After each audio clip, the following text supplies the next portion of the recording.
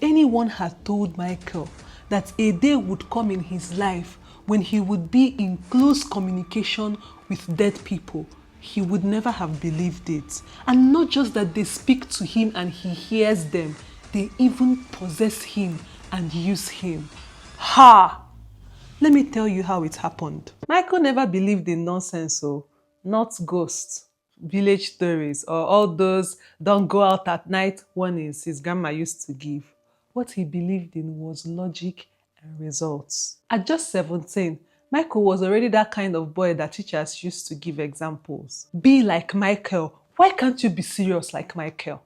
He came from a well-to-do home, clean uniforms, new textbooks, private lesson teacher. His life was arranged like a perfectly set dining table. In his school, he was respected, never bullied. Then, life shifted. He saw that got transferred from the mainland to the island. And just like that, Michael left behind everything familiar and entered a new world, a new house, a new street, new school. And unknown to him, a new version of life that he was not prepared for. The first day in his new school did not start badly, but it did not start well either. It started with stares, then whispers, then laughter. At first, Michael ignored it.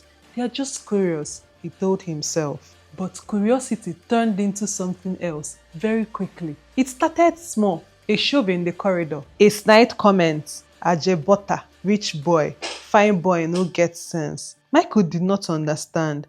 These boys, some of them did not even pass their tests. Some of them came to school looking rough. Yet, they were the ones bullying him. It didn't make sense. In his former school, he used to think that people that got bullied are either poor or not smart. But now, he was both rich and intelligent. And still, he was the one being targeted. Ha! Michael tried everything. He smiled, he greeted, he offered help with assignments, but nothing was working. If anything, it made things worse. They mocked him more. See him, he won't make friend, teacher's pet, soft boy. And the worst part was that Michael could not tell anybody, not his parents, not his teachers. He felt like he was a big boy. How could he go and start telling people that, oh, he's being bullied in school? It felt like shame, so he carried it alone every day, like a school bag filled with invisible stones. Many times he would plan, tomorrow, I will stand up to them. Tomorrow, I will fight back. But when tomorrow came and they stood in front of him, his courage would vanish like NEPA light. One night, Michael sat outside. The Lagos air was quiet for once. No generator noise nearby, no shouting, just silence. And his thoughts were very heavy. Why me? What did I do? Why won't they just leave me alone? His chest felt tight. His eyes were tired. Then he remembered something. A friend of his in his former school had told him, if you see a shooting star and you make a wish, it will come true. Michael almost laughed. But that night, he was too tired to laugh, too tired to think logically, too tired to care. Then suddenly, a streak of light crossed the sky, a shooting star. Michael froze. For a few seconds, the world held its breath. Then quietly, he whispered, I just want something extraordinary to happen to me. Something that will make people fear me. Something that will make nobody come close to me again. He paused. So nobody will ever bully me again. He didn't even believe it. He just said it and went inside. The next morning, his mom was driving him to school. They were on the third mainland bridge. Traffic was moving fast. Then suddenly, Michael saw somebody, a man, standing right in the middle of the road. He was not moving, just standing. Michael's heart jumped. Mommy, look! What is it, Michael? That man, he's standing there, he will get hit. A car sped past the man. Michael screamed, but the car passed through him like he wasn't even there. Michael's voice shook. Mommy, that man. Michael, what is wrong with you? She snapped. There is nobody there. Michael turned. The man was still standing, looking straight at him, cold, still, unmoving. Michael slowly sank into his seat. Maybe it's because he did not sleep well. Maybe he was imagining things. At school, Michael saw Miracle. She stood near the gate, quiet, looking different, not like her usual self. Miracle, he called. She turned slowly, her eyes widened. Michael, you can see me? Michael frowned. What kind of question is that? She stepped closer, almost afraid. You can really see me? Michael laughed nervously. Of course I can. What are you saying? Let's go, abeg. We're almost late for class. But Miracle did not move. She just stared at him like he was strange. Michael shook his head and walked away. Inside the classroom, something felt off. Too quiet. No noise. No jokes. No chaos. Just silence. Then the teacher walked in. Her face was heavy. As you all know, she began slowly. Miracle passed away last night in a car accident.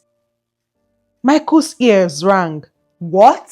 Classes are cancelled today. We'll be holding a prayer session. Michael's hands went cold. His mind replayed everything. Michael, can you see me? That question, that look, that fear, that was when it hit him. Miracle was dead.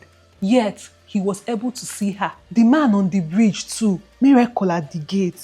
His wish. Michael's chest tightened. No, no, no, no, no, no, no, no. This is not possible. This is not what I meant. I did not ask for this. But something inside him whispered, you asked for something extraordinary. At first, he only saw them, figures others couldn't see, watching, waiting.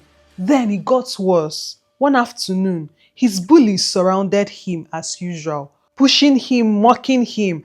But this time, something changed. Miracle felt cold, then heavy. Then he felt nothing again. When he came back to himself, everything was different. The bullies were on the ground, bruised, shaking, looking at him like he was something else entirely. One of them whispered, Guy, this boy no normal oh. Michael blinked. What happened? Nobody answered. They just backed away, slowly, carefully, like he could explode. What Michael did not know was this. A boy, one of the boys those bullies had tormented, had died, and his spirit entered Michael and fought back. From that day, everything changed. The bullying stopped completely. Nobody touched him again. Nobody even joked with him. They avoided him, whispered about him. Something is wrong with that boy. I hear say he gets power, no near more. Michael got what he wanted. No one ever came close to him. Even friends kept distance. Laughter avoided him. He became alone again, but this time in a different way. Teachers noticed Michael is behaving strangely. He zones out. Sometimes he talks to himself. His mother became worried. She took him to church. The pastor prayed, then paused. His eyes narrowed. I see something. He spoke slowly. This boy made a wrong wish. Michael's heart dropped. He has been given access to the spiritual world, but not in a good way. He sees the dead and they use him. Michael's body went weak. The pastor gave instructions, prayers, fasting, declarations.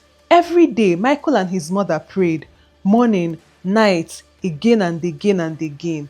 It wasn't easy. The spirit didn't leave quietly, but slowly. Gradually, the vision stopped. The voices faded. The weight lifted. One day, Michael woke up and everything was normal. No shadows, no figures, no strange feelings, just peace. The school did not know. To them, Michael was still that boy, that strange boy, the one nobody should mess with. People now wanted to be his friend, but out of fear, not love. One afternoon, Michael sat quietly thinking. He finally understood something. Fear can stop people from hurting you, but it cannot make people love you. And loneliness is still loneliness, whether people fear you or hate you. Michael did not need to be feared. He needed to be strong, not by power, not by voice, by confidence, by knowing his worth. And from that day, Michael began to rebuild himself, not as the boy who was feared, but as the boy who finally understood that you don't solve pain by becoming something worse. You solve it by becoming stronger. Thank you so much for watching this video to the very end. You know it is with your support that we grow. So please do not forget to like, comment, share, subscribe, and turn on your notifications so that we keep growing together and you do not miss out on any of our juicy stories. I'll see you in the next one. Till then, bye.